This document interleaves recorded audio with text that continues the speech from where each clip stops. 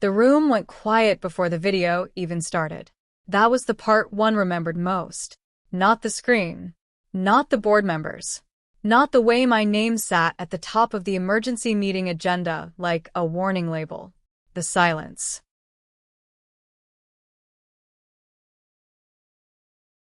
Because silence inside a company conference room has different meanings. Sometimes it means people are listening. Sometimes it means people are afraid. And sometimes it means someone has already decided you are guilty before you even speak. My name is Viola Carter. And that morning, everyone at Halden Tech was staring at me like they had just watched me destroy my own career. The email had gone out at 7:12 a.m. Subject line: Urgent Internal Ethics Review. Viola Carter. No details. No explanation. No context. Just my name, the words ethics review, and a meeting scheduled for 9 o'clock. By 8:30, the office had already changed temperature. People who normally stopped by my desk walked past without turning their heads. The support team stopped laughing near the kitchen. 2 engineers saw me coming down the hallway and suddenly became very interested in the vending machine. 1 woman from finance smiled at me, but it was the kind of smile people give when they want to look kind without being seen standing too close. That was how I knew it was bad. Not because Mark Halden hated me. I already knew that. But because whatever he had planned this time, he had made sure the whole company smelled smoke before they saw fire. And people are strange when they smell smoke. They do not ask where it started. They ask how far they should stand from the person burning.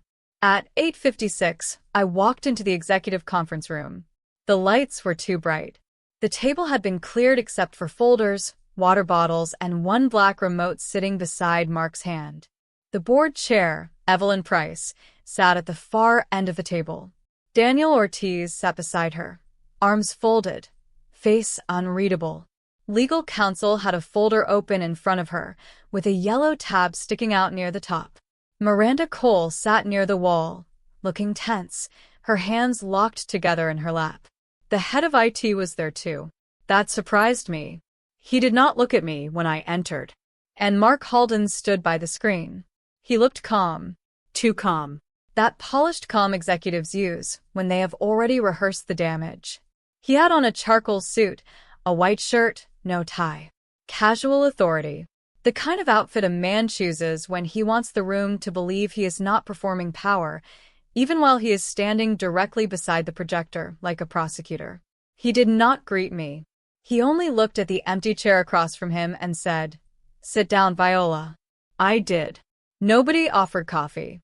Nobody made small talk. Nobody asked if I knew why I was there. That was the first sign this was not a meeting. It was a staging. Mark picked up the remote. "I wish we did not have to do this," he said. That was the first lie. He loved doing this. He loved rooms where he could control the first sentence. He loved screens, agendas, policy language, and people too nervous to interrupt him. He looked at the board chair, then at Daniel. But leadership requires accountability.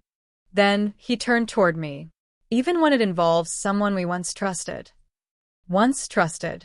The phrase landed like a knife wrapped in velvet. I kept my hands still on the table. Legal counsel cleared her throat. "Mark, present the material." Mark nodded slowly, like a man carrying a burden. Then the screen behind him lit up. At first, it was just a paused video. A grainy clip from what looked like my office. My office. My desk. My lamp. My laptop. My framed product launch photo on the wall. And there I was on the screen.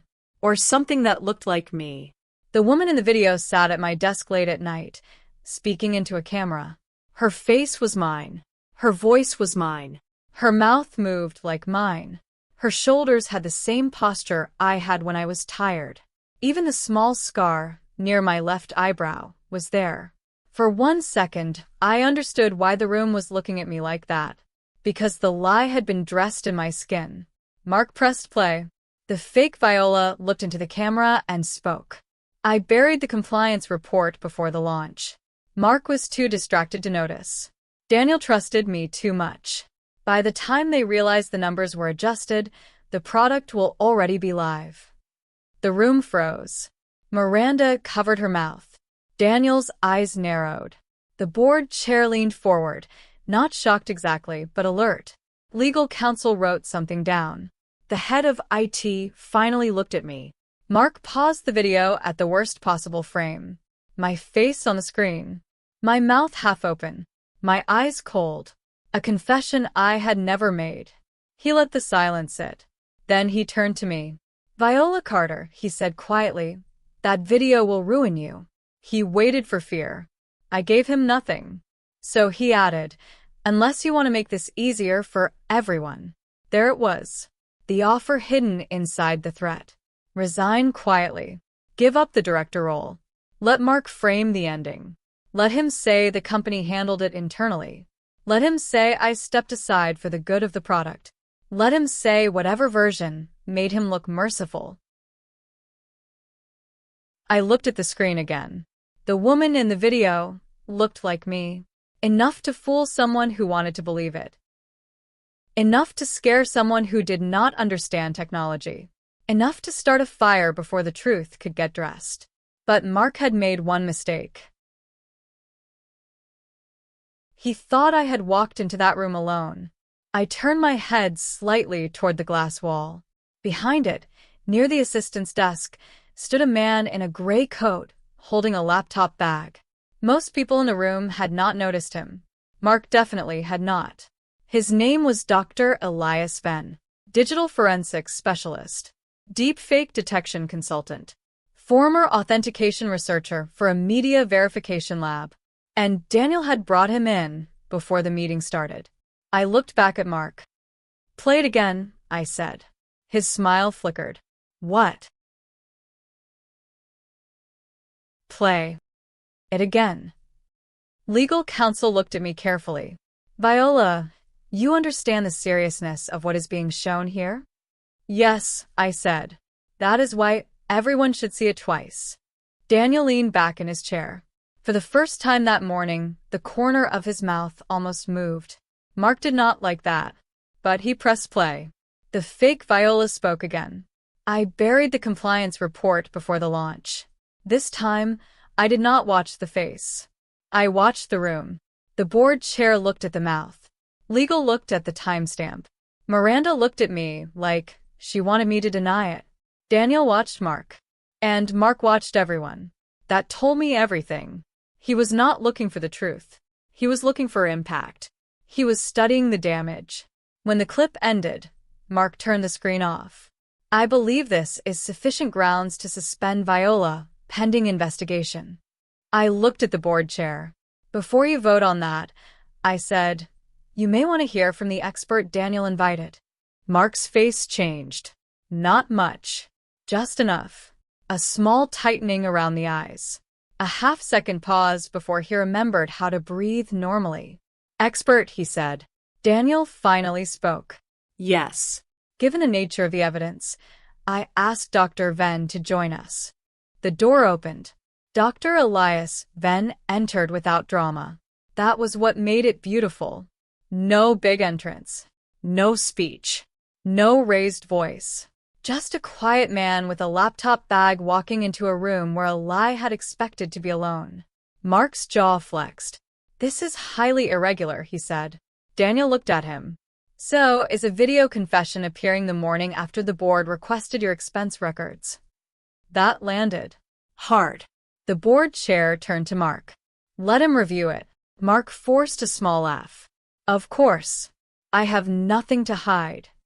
That was the second lie. Dr. Venn connected his laptop to the conference screen. Who provided the file, he asked.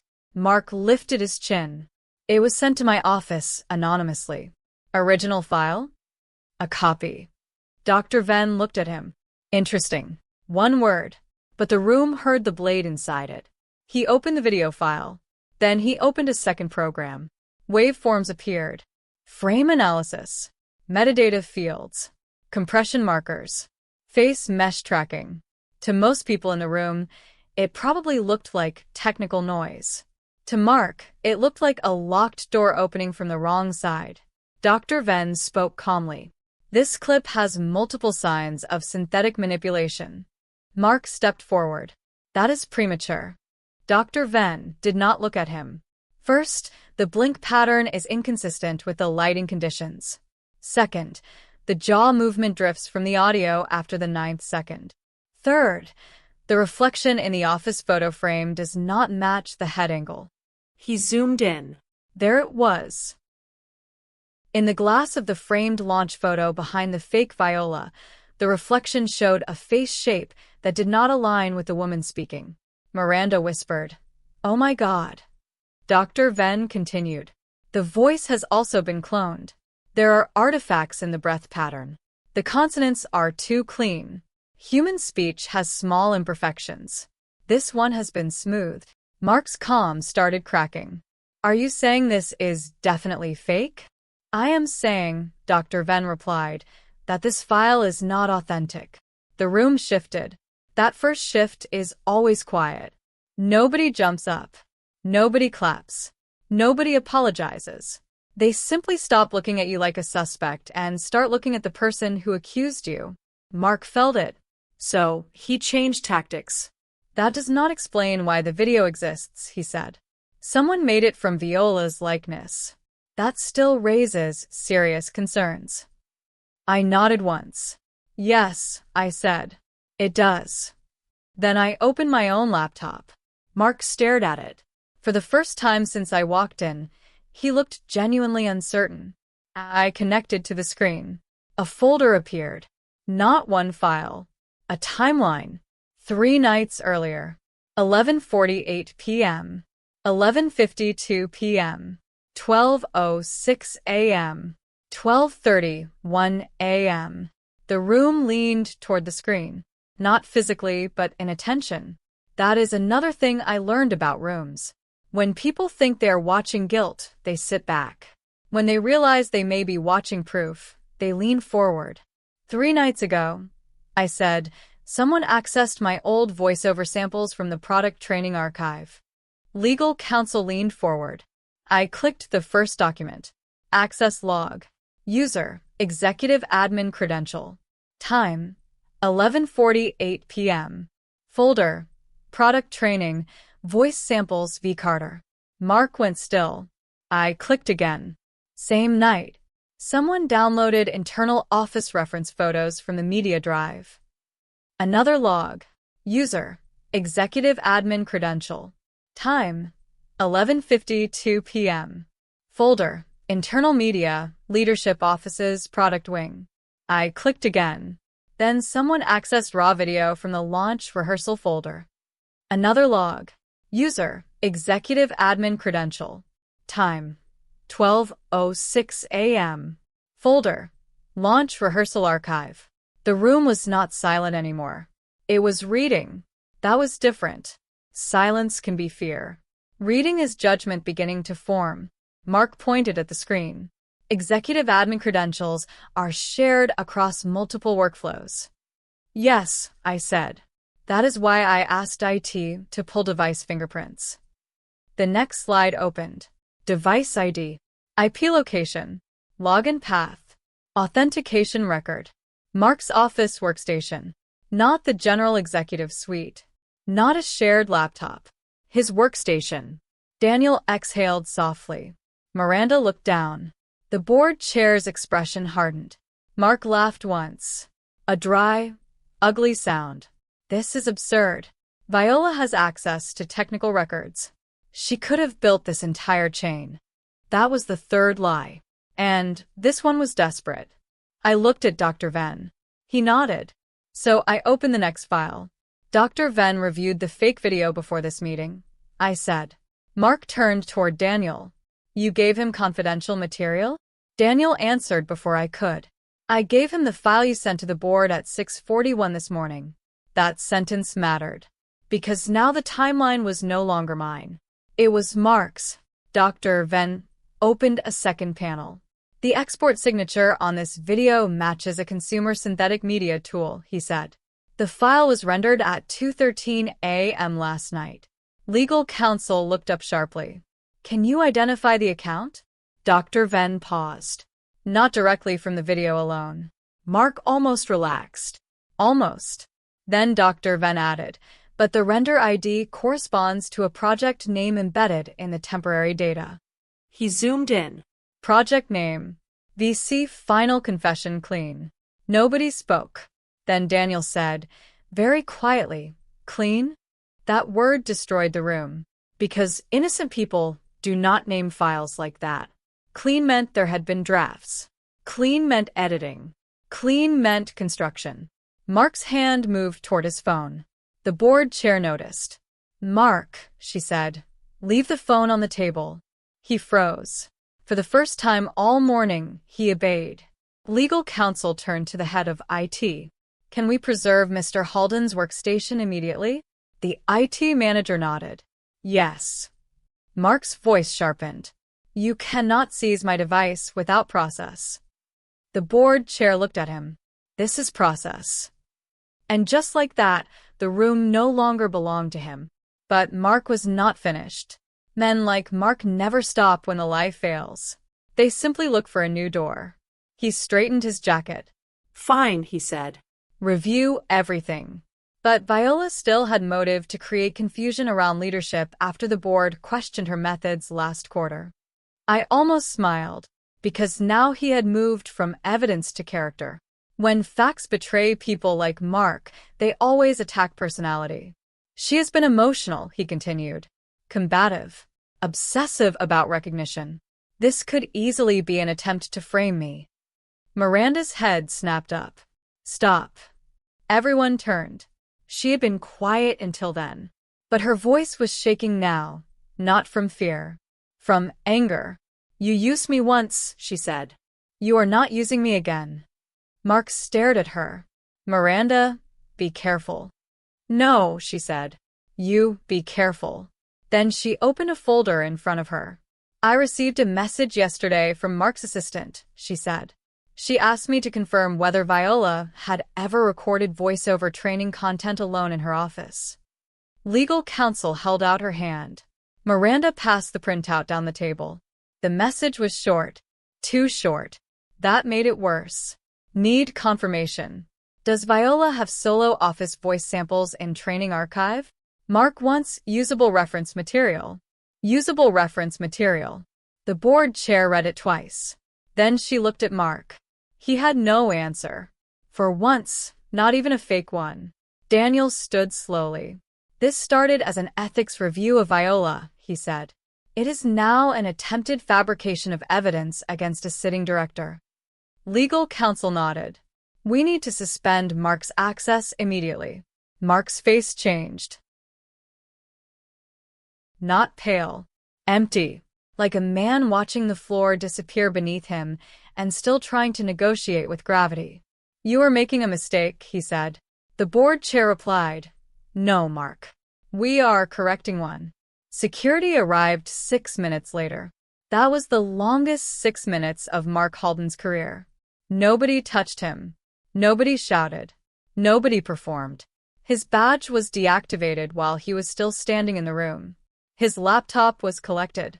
His office workstation was locked. His cloud access was frozen. His assistant's messages were preserved. The fake video was transferred to external forensic review. And me? I stayed seated.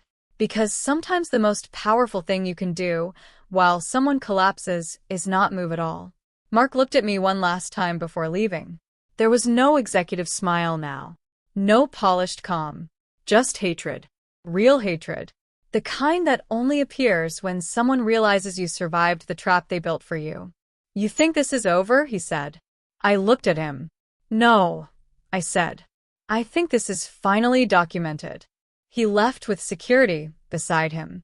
The door closed. And for a few seconds, nobody in the room said anything.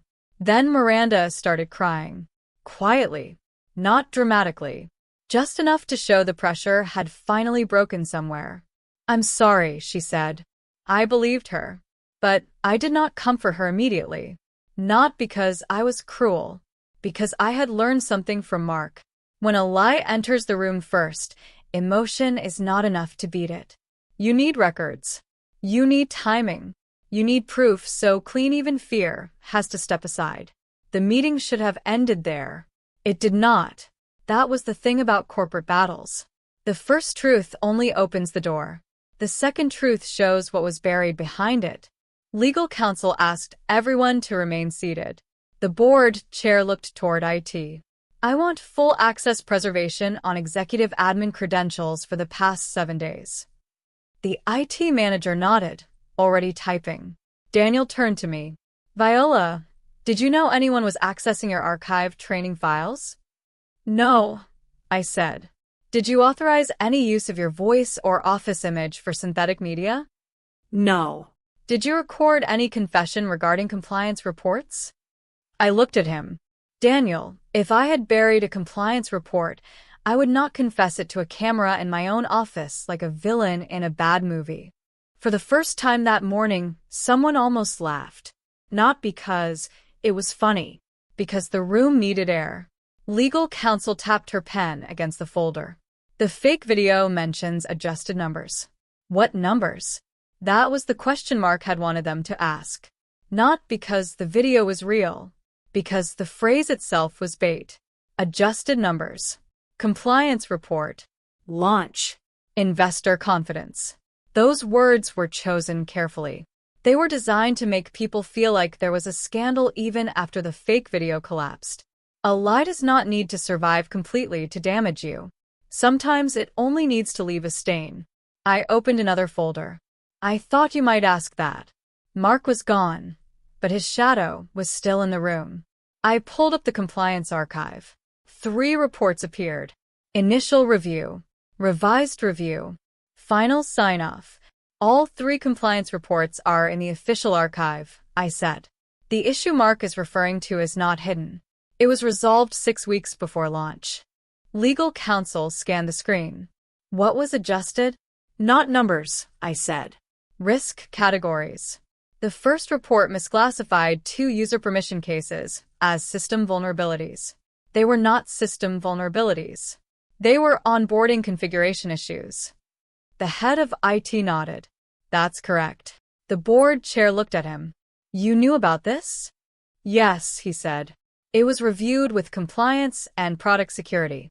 Viola documented the correction. I clicked the final sign-off. There it was. Date. Names. Approval chain. Compliance. Product security.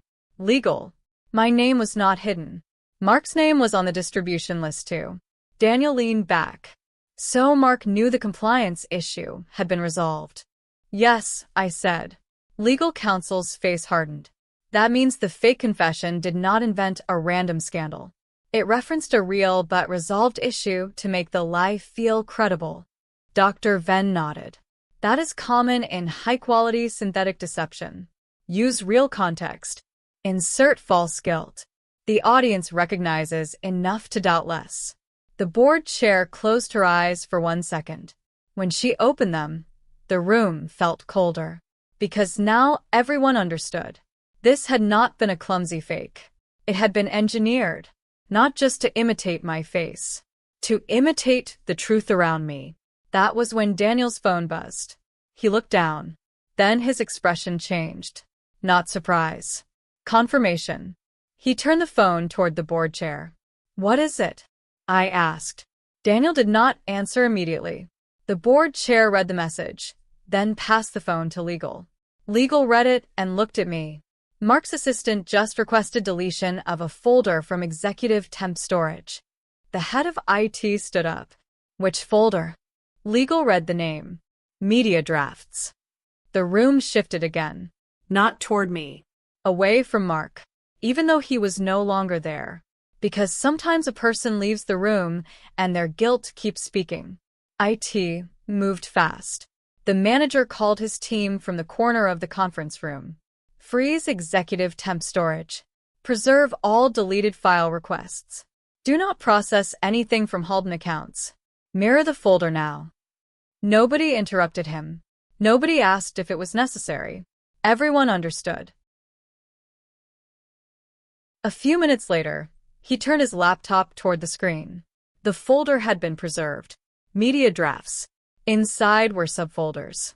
VC audio, VC face, office background, compliance script, final exports. There was no sound in the room. Not even Miranda, crying now. She just stared. The folder names sat there like fingerprints. The board chair whispered, "My God." I felt something strange then.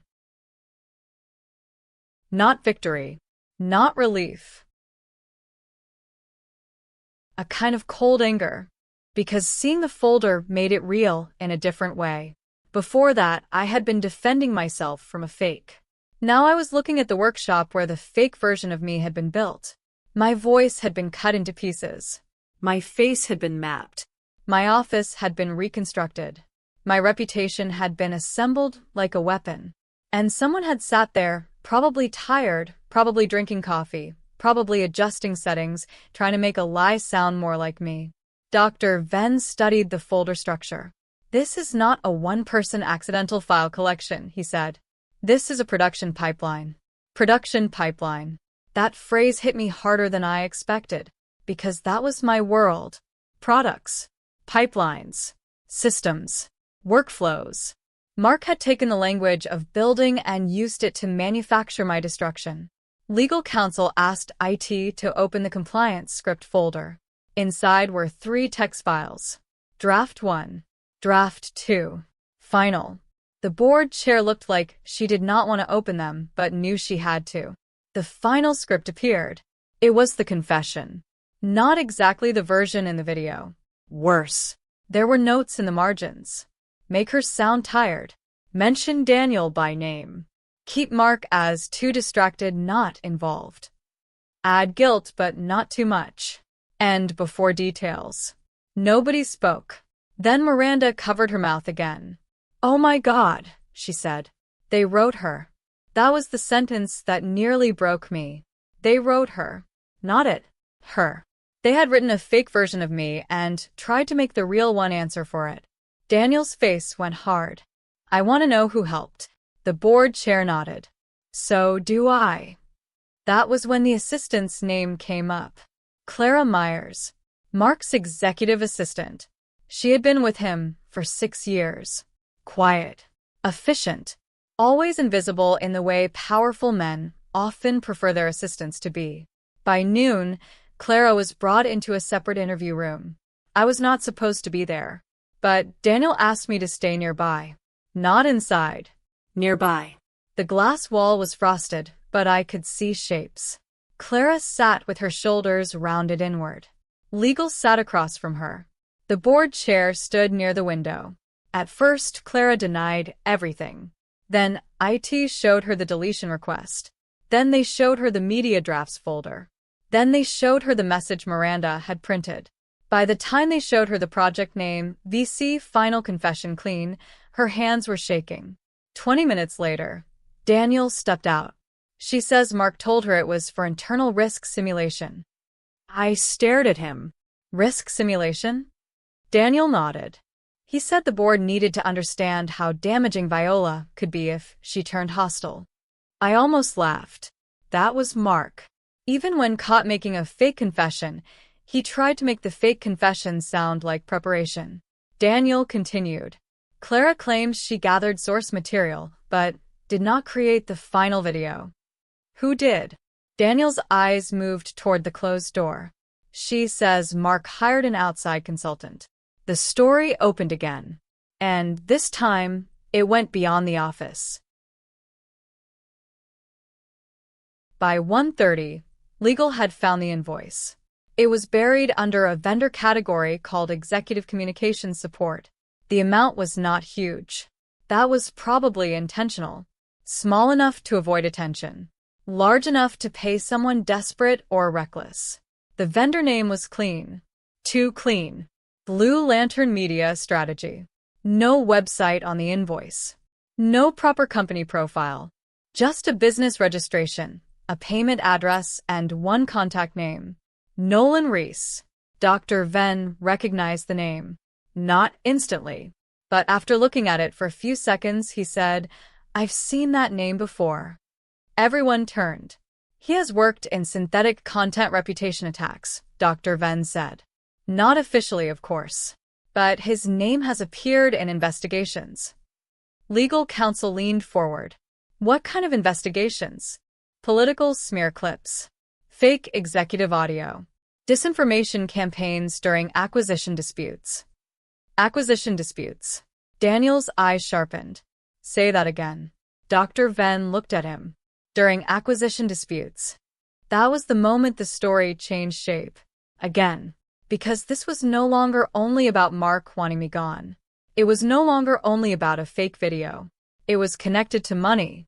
And when corporate lies touch money, people who ignored morality suddenly discover urgency. Daniel asked legal to pull the pending investor correspondence from the last month. At first, nothing looked strange. Then we found it. A draft memo. Never sent officially, but prepared inside Mark's office. Subject: Leadership stability planned ahead of strategic buyer review. I read it once. Then again. Then a third time, because my brain refused to accept what my eyes were seeing. The memo described me as a volatile internal risk whose continued leadership could complicate buyer confidence. It recommended temporary suspension, pending ethics review. It suggested Miranda as interim product lead. And it referenced media-supported internal evidence. Media-supported internal evidence. That was what Mark planned to call the fake video. The board chair put both hands on the table and lowered her head. Daniel stood up and walked to the window. Miranda looked like she might be sick. I just sat there, reading the line again. Because now I understood the full machine. Mark had not made the video because he was angry. Anger was only the surface. He had made the video because he needed a reason to remove me before a buyer review. He needed me out of the room. He needed someone easier to control in my chair. The fake video was not meant to prove. It was meant to strike. There is a difference. Proof survives examination. Impact only needs the first hit. By Wednesday, the investigators had recovered the communication between Mark and Nolan Reese. Mark had not written, "Make a fake video." Men like Mark do not write crimes plainly. They write around them. He wrote things like, "Can we create a plausible scenario sample? Need something emotionally credible. Use available internal materials. Must be strong enough to trigger immediate governance pause." Keep deniability. That last phrase mattered. Keep deniability. That was the real signature. Not his name. His mindset. By Friday, the board had enough. Every executive was called into the main conference hall. This time, the seats were full. No glass walls. No closed-door whispering. The whole leadership team sat in rows. The company had heard rumors all week. Some people thought I had been cleared. Some thought Mark had been framed. Some thought the deepfake was real, but technically inadmissible. Rumors are lazy monsters. They eat whatever silence gives them. That was why the board chair decided to speak publicly. She walked to the front. No music. No launch banners. No champagne. Just a podium, a microphone, and a room full of people waiting to learn which version of the company they worked for. Evelyn Price looked tired, but firm. Last week, she began, an internal video was presented as evidence against Viola Carter. The room tightened. I sat in the second row beside Daniel. Miranda sat behind me. The video has been determined to be synthetic, unauthorized, and fabricated. A sound moved through the room. Not a gasp. More like the room exhaling shame. Evelyn continued. Company materials were accessed without proper authorization and used to create a false confession. That false confession was then submitted in an attempt to influence governance action. People turned. Some looked at me. Some looked at the empty seat where Mark used to sit. The board has voted unanimously to remove Mark Halden from all leadership authority effective immediately. This time, the room did react. A low wave of whispers. Sharp. Fast. Disbelieving. Relieved. Afraid. Evelyn raised one hand slightly. There is more. The room quieted again. The board is also referring findings related to misuse of company funds, improper vendor engagement, and attempted manipulation of investor confidence. That was the line that changed the story from office scandal to corporate earthquake. Because losing a position is one thing, being referred for money and investor manipulation is something else. That follows a person. That knocks on doors after they think they left the building. Evelyn looked toward me. Viola Carter remains Director of Product Development. People clapped. Not everyone at first. Then more. Then louder. I did not stand. Not immediately. Because applause after suspicion has a strange taste. Part of you wants to accept it. Part of you remembers who stayed quiet when the fake version of you walked into the room first. But then Miranda stood. Then Daniel. Then the engineering team. Then support. Then finance. Eventually I stood too. Not because I needed the applause. Because I had survived the silence. After the meeting, people came to me in pieces. One by one. I should have asked if you were okay. I knew something felt off. I'm sorry I avoided you. That video scared me. I didn't know what to believe. I listened. I nodded. But I did not perform forgiveness to make them comfortable. That is another thing people expect from the person who survives. They want your pain to end quickly, so their guilt can end with it. But truth does not owe anyone a soft landing. Later that evening, I returned to my office. The real one, not the fake background, not the synthetic reconstruction. My desk, my lamp, my laptop, the framed launch photo on the wall. I stood there for a long time. And for the first time all week, I noticed the reflection in the glass. My actual reflection. Tired. Angry. Still there. Daniel knocked once and stepped inside. You okay? I looked at the photo. No. He nodded. That was why I liked Daniel. He did not rush to make the answer prettier. After a moment, he said, "You know what scared me most? The video?" No. I turned. He looked at the framed photo too. How close it came to working. That was the truth nobody wanted to say out loud. The fake video had failed because of preparation. Because Daniel distrusted the timing. Because Dr. Venn was in the building. Because IT preserved logs quickly. Because Miranda had one message. Because Mark's arrogance left folders behind. But without those things, a room full of intelligent people might have believed a woman who did not exist. A fake Viola might have destroyed the real one. And the company would have called it process. 3 months later, Halden Tech changed its policies. Every digital evidence submission required authentication. Every executive access request needed dual approval. Synthetic media detection became part of internal review. Training archives were locked behind stricter permissions. Vendor payments required deeper review. People called it the Carter Protocol. I hated the name at first. It made the trauma sound like a product feature. But over time, I understood why it mattered. Because policy is what companies create after pain teaches them what trust failed to prevent. One afternoon, a new employee asked me if the story was true. She was young, sharp, nervous in the way people are when they respect you, but do not know how to talk to you yet. "Is it true he made a fake video of you?" she asked. I looked at her for a second. Then I said, "Yes." She swallowed. "How did you stay calm?" I almost gave her the answer people like. Strength, discipline, confidence. But that would have been too clean. So I told her the truth. I was not calm. I was focused. There is a difference. Calm means you are not afraid. Focused means fear does not get to drive. She nodded like she understood more than I expected. Then she asked, "What did you learn?" I looked toward the conference room where it had happened. "I learned that lies are faster than truth now," I said. "But truth still wins if someone preserves the trail." That stayed with me, because the world had changed. Once, people needed witnesses. Then they needed documents. Then screenshots. Then recordings. Now, even recordings could lie. So the question was no longer only, what did you see? The question was, where did it come from? Who created it? Who benefits? Who needed you to believe it before you could verify it? That was the question Mark never wanted anyone to ask. Who needed this to be true? Years later, people would talk about the deepfake meeting like an office legend. Some remembered the video. Some remembered Dr. Venn walking into the room. Some remembered Mark's face when the project name appeared on the screen. VC Final Confession Clean. Some remembered Miranda standing up and saying, "You used me once.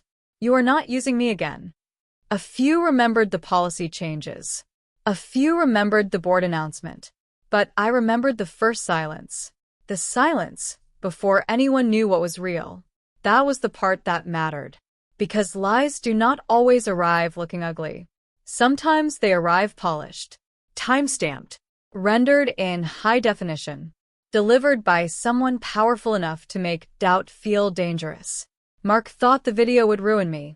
He thought my own face would become his best witness. He thought the room would panic before it questioned him. And maybe in another version of that morning, it would have worked. If Daniel had not brought Dr. Venn. If Miranda had stayed quiet. If IT had not preserved the logs. If I had reacted emotionally instead of asking him to play the video again. But that is the thing about people like Mark. They confuse silence with surrender. They confuse calm with weakness. They confuse a woman sitting still with a woman who has nothing left. I had plenty left. I had the logs. I had the expert. I had the timeline. I had the truth. And most importantly, I had learned not to let someone else press play on a lie and call it the ending. Because the video did not ruin me. It revealed him. And once the room saw who had built the lie, nobody could unsee it. Mark Halden thought he had created the perfect weapon. My face. My voice. My office. My fear. But he forgot one thing. A fake confession still needs a real coward behind it. And when the deepfake expert walked into that room, the lie stopped looking like me. It started looking like him. So if this story kept you watching, feel free to like, share, comment, and subscribe. Your support helps this channel bring more stories like this to life. And when you are done here, check out my other videos. Because every story has a moment where someone thinks the truth is buried, until Viola Carter walks back into the room. Thank you for watching.